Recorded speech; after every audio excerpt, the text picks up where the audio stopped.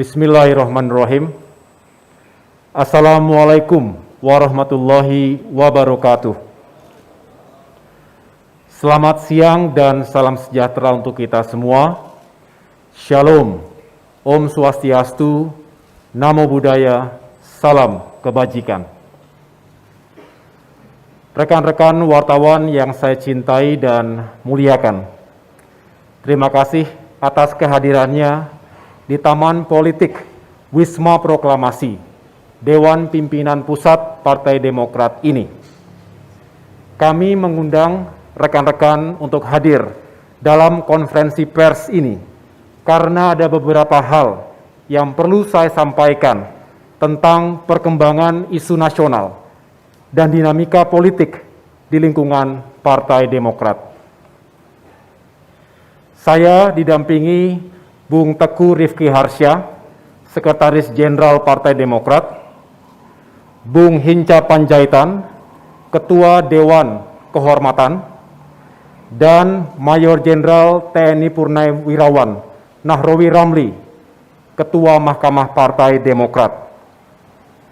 Konferensi pers ini juga disaksikan secara virtual oleh para ketua Dewan Pimpinan Daerah atau DPD di 34 provinsi secara virtual. Mereka tentu juga merepresentasi seluruh ketua Dewan Pimpinan Cabang atau DPC di 514 kabupaten kota se-Indonesia.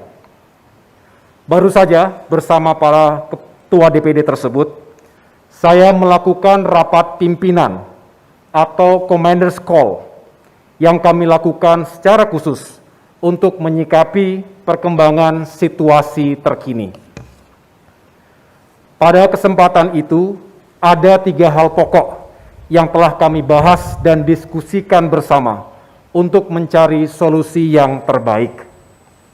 Pertama, pada awal tahun 2021 ini, masyarakat kita menghadapi serangkaian bencana, mulai dari kecelakaan pesawat, banjir bandang, tanah longsor, gempa bumi, hingga aktivitas gunung berapi. Kondisi ini tentu menuntut kita untuk bahu-membahu meringankan beban masyarakat yang menjadi korban. Karena itu saya memberikan apresiasi kepada para pimpinan daerah dan cabang, serta seluruh kader Demokrat yang turun secara langsung untuk ikut memberikan pertolongan dan bantuan kepada korban bencana, seperti yang terjadi di Kalimantan Selatan, Sulawesi Barat, Jawa Barat, dan provinsi-provinsi lainnya. Saya juga telah menginstruksikan kepada seluruh jajaran Partai Demokrat untuk terus melanjutkan aksi nyata di lapangan. Kedua, kondisi pandemi COVID-19 semakin mengkhawatirkan, di mana kini per hari bisa mencapai lebih dari 11 sampai dengan 12 ribu kasus, dengan jumlah kasus lebih dari 1 juta secara nasional. Sementara hospital occupancy rate atau ketersediaan rumah sakit di sejumlah daerah sudah mencapai 80%. Untuk itu, kami mendorong seluruh kader dan masyarakat agar senantiasa meningkatkan kesadaran menjalankan protokol COVID-19, khususnya disiplin menjalankan perilaku 3M, menjaga jarak, memakai masker, dan mencuci tangan.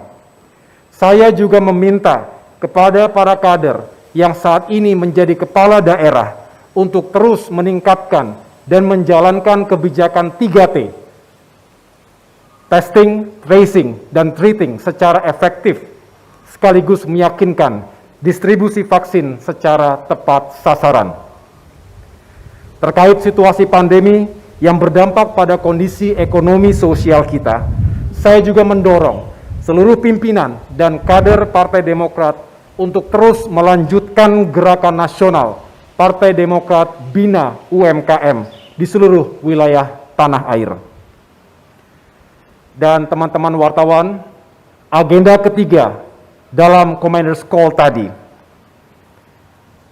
Rapat pimpinan Partai Demokrat kali ini juga membahas hal yang cukup serius, yang cepat atau lambat pasti menjadi konsumsi publik dan diketahui oleh masyarakat secara luas. Kami memandang perlu dan penting untuk memberikan penjelasan secara resmi tentang duduk perkara yang sebenarnya, yaitu tentang adanya gerakan politik yang mengarah pada upaya pengambil alihan kepemimpinan Partai Demokrat secara paksa yang tentu mengancam kedaulatan dan eksistensi Partai Demokrat. Menurut kesaksian dan testimoni banyak pihak yang kami dapatkan, gerakan ini melibatkan pejabat penting pemerintahan yang secara fungsional berada di dalam lingkar kekuasaan terdekat dengan Presiden Joko Widodo. Lebih lanjut, gerakan ini juga dikatakan sudah mendapatkan dukungan dari sejumlah menteri dan pejabat penting di pemerintahan Presiden Joko Widodo. Tentunya, kami tidak mudah percaya dan tetap mengedepankan azas praduga tak bersalah, presumption of innocence, dalam permasalahan ini. Karena itu, tadi pagi, saya telah mengirimkan surat secara resmi kepada yang terhormat Bapak Presiden Joko Widodo untuk mendapatkan konfirmasi dan klarifikasi dari beliau terkait kebenaran berita yang kami dapatkan ini. Sehubungan dengan hal itu, saya akan menyampaikan penjelasan tentang gerakan politik yang bertujuan mengambil alih kekuasaan pimpinan Partai Demokrat secara inkonstitusional tersebut. Sebagai pembelajaran bagi kita, karena hal ini bisa terjadi pada partai politik lainnya. 10 hari yang lalu, kami menerima laporan dan aduan dari banyak pimpinan dan kader Partai Demokrat, baik pusat, daerah, maupun cabang, tentang adanya gerakan dan manuver politik oleh segelintir kader dan mantan kader Demokrat, serta melibatkan pihak luar atau eksternal partai yang dilakukan secara sistematis.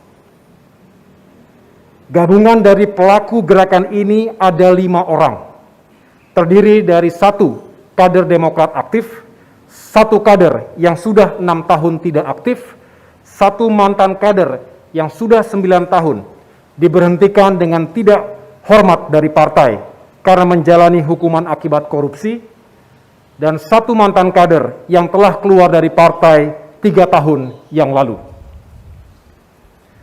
Sedangkan yang non-kader partai adalah seorang pejabat tinggi pemerintahan yang sekali lagi sedang kami mintakan konfirmasi dan klarifikasinya kepada Presiden Joko Widodo.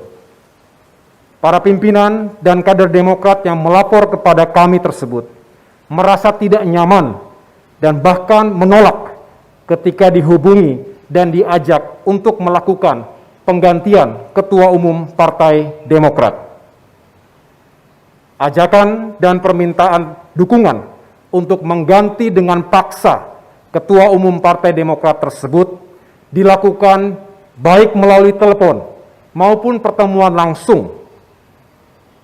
Dalam komunikasi mereka, pengambil alihan posisi Ketua Umum Partai Demokrat akan dijadikan jalan atau kendaraan bagi yang bersangkutan sebagai calon presiden dalam pemilu 2024 mendatang. Konsep dan rencana yang dipilih para pelaku untuk mengganti dengan paksa Ketua Umum Partai Demokrat yang sah adalah dengan menyelenggarakan Kongres Luar Biasa atau KLB. Berdasarkan penuturan saksi dalam berita acara pemeriksaan, untuk memenuhi syarat dilaksanakannya KLB, pelaku gerakan menargetkan 360 orang para pemegang suara yang harus diajak dan dipengaruhi dengan imbalan uang dalam jumlah yang besar. Para pelaku merasa yakin gerakan ini pasti sukses karena mereka mengklaim telah mendapatkan dukungan sejumlah petinggi negara lainnya. Kami masih berkeyakinan rasanya tidak mungkin cara yang tidak beradab ini dilakukan oleh para pejabat negara yang sangat kami hormati dan yang juga telah mendapatkan kepercayaan rakyat. Kami berharap semua itu tidak benar. Tetapi kesaksian dan testimoni para kader Partai Demokrat yang dihubungi dan diajak bicara oleh para pelaku gerakan tersebut memang menyebutkan hal-hal demikian. Sebenarnya, kami sudah mencium gejala ini sejak 1 bulan yang lalu. Pada awalnya, kami menganggap persoalan ini hanyalah masalah kecil saja, urusan internal belaka.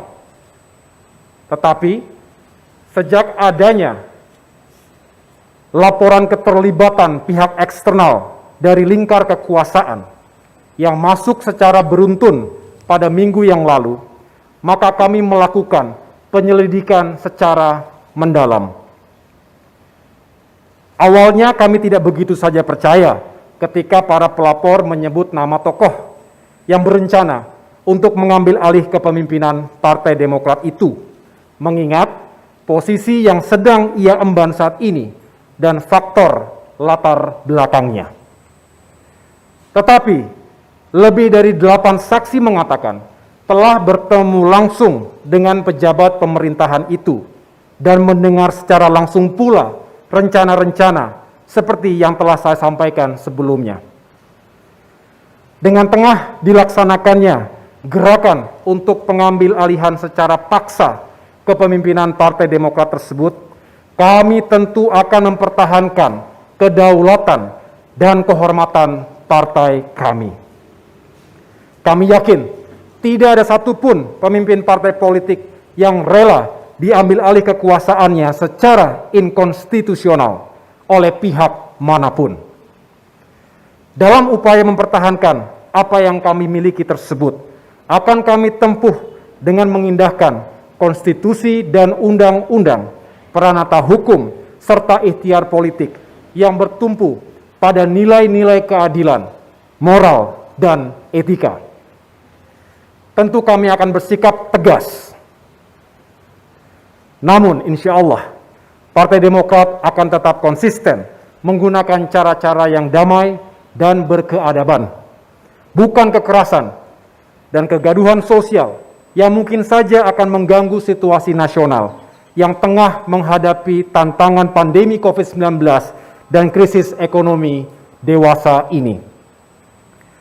Secara internal, Dewan Kehormatan dan Mahkamah Partai Demokrat tengah bekerja melalui mekanisme dan proses yang diatur oleh konstitusi partai atau AD dan ART untuk menindaklanjuti laporan atas gerakan ini, sehingga segala sesuatunya dapat kami pertanggungjawabkan. Bersama dengan itu, kami juga telah mengkonsolidasikan partai kami yang tengah menghadapi ancaman serius ini. Kami sungguh bersyukur karena hakikatnya semua pemimpin dan kader Demokrat menolak dengan tegas segala niat, upaya, dan gerakan untuk mendongkel kepemimpinan Partai Demokrat yang sah. Saya telah menerima surat pernyataan kesetiaan dan kebulatan tekad dari seluruh pimpinan di tingkat daerah dan cabang di seluruh Indonesia untuk tunduk dan patuh kepada Partai Demokrat dan kepemimpinan hasil Kongres kelima Partai Demokrat tahun lalu yang sah. Dengan kata lain, insya Allah, gerakan ini dapat ditumpas oleh kesetiaan dan kebulatan tekad seluruh pimpinan, baik di tingkat pusat maupun daerah dan cabang, serta seluruh kader Demokrat lainnya di berbagai wilayah tanah air. Kepada para pelapor, baik pimpinan daerah dan cabang maupun para kader lainnya, atas nama pimpinan Partai Demokrat, saya memberikan apresiasi yang setinggi-tingginya. Kepada seluruh kader Demokrat, saya instruksikan untuk merapatkan barisan dan tetap mempertahankan soliditas yang telah terbangun ini, serta terus bersatu dan senantiasa memperjuangkan harapan rakyat Indonesia. Kita jangan gentar menghadapi ujian dan tantangan ini, karena meski Demokrat diganggu, justru akan membuat Demokrat semakin kuat. Sejarah mengatakan, tidak ada partai yang kuat tanpa cobaan yang berat. Kapal yang kokoh tidak akan hancur diterjang ombak. Nahkoda yang tangguh tidak lahir dari lautan yang tenang. Rekan-rekan wartawan yang saya hormati dan muliakan, saya masih ingat di tempat ini pada tanggal 15 Februari 2017, saya memberikan pernyataan pengakuan kekalahan dalam kontestasi Pilkada DKI Jakarta. Sekaligus saya sampaikan ucapan selamat kepada para pemenang. Pernyataan itu saya lakukan secara sadar untuk melatih diri berjiwa kesatria, sebagaimana yang telah ditanamkan oleh orang tua, keluarga, para pengasuh, para pembina, dan para senior. Mulai sejak kecil hingga masuk di lingkungan SMA Taruna Nusantara, Akademi Militer, dan mengabdi di jajaran TNI, bahkan hingga saya memasuki pengabdian di dunia politik. Saya masih ingat pesan terakhir dari para senior saya sebelum saya bergabung ke politik. Mereka mengatakan, "Gus, kualitas seorang perwira dimanapun ia berada, baik ketika aktif di militer maupun di masa purna tugas, bukan ditentukan oleh pangkat dan jabatan, tetapi oleh karakter dan etika keperwiraan serta sifat-sifat kekesatriaannya." Saya menyadari bahwa persoalan ini merupakan ujian dan tantangan untuk lebih mendewasakan partai kami, serta membuat kami lebih kuat dan lebih besar lagi. Walaupun berat, tetapi inilah tugas mendasar yang harus kita kerjakan. Dan hari ini, saya sedang mengemban tugas itu. Terima kasih atas perhatiannya. Wabillahi taufiq wal hidayah. Wassalamualaikum warahmatullahi wabarakatuh.